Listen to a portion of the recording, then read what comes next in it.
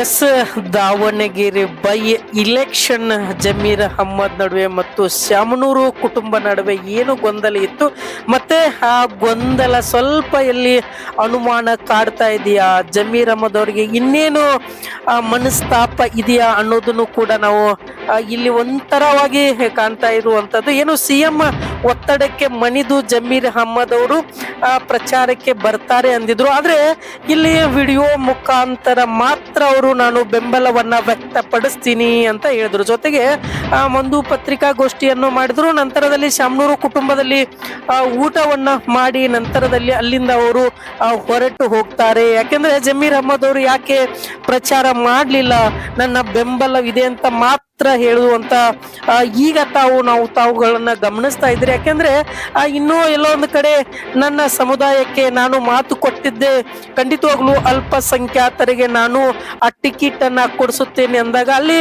ಎಲ್ಲೋ ಒಂದು ಕಡೆ ಇದರ ಹಿಂದೆ ಏನಿದೆ, ಯಾಕೆ ಈ ತರ ಹೋದ್ರು ಅನ್ನೋದನ್ನು ಕೂಡ ನಾವಿಲ್ಲಿ ನೋಡ್ತಾ ಇರ್ಬೋದು. ಯಾಕಂದ್ರೆ ಜಮೀರ್ ಅಹಮ್ಮದ್ ಅವರು ಇವತ್ತು ಘಟಾನುಘಟಿ ಅಲ್ಪಸಂಖ್ಯಾತರ ನಾಯಕರು ಮತ್ತು ಆ ರಾಜಕೀಯದಲ್ಲಿ ತಮ್ಮದೇ ಆದ ಛಾಪನ್ನ ಮೂಡಿಸಿರುವಂತ ಜಮೀರ್ ಅಹಮ್ಮದ್ ಅವರು ಈ ರೀತಿಯಾಗಿ ಇವರ ಮೌನ ಯಾವ ರೀತಿಯಾಗಿ ಆಗುತ್ತೆ ಅಥವಾ ಎಲ್ಲೋ ಒಂದು ಕಡೆ ಕಾಂಗ್ರೆಸ್ಗೆ ಬೀಳುತ್ತಾ ಅನ್ನೋದು ಕೂಡ ಇಲ್ಲಿ ಒಂದು ಅನುಮಾನ ಕಾಡ್ತಾ ಇದೆ ಅಂತ ಹೇಳ್ಬೋದು. ಯಾಕಂದ್ರೆ ಜಮೀರ್ ಅಹಮ್ಮದ್ ಇವತ್ತು ಪ್ರಚಾರಕ್ಕೆ ಬರಲಿಲ್ಲ, ಆದ್ರೆ ಬೆಂಬಲವಿದೆ ಅಂತ ಹೇಳ್ಬಿಟ್ಟು ಪತ್ರಿಕಾಗೋಷ್ಠಿ ಮಾಡಿದ್ರು.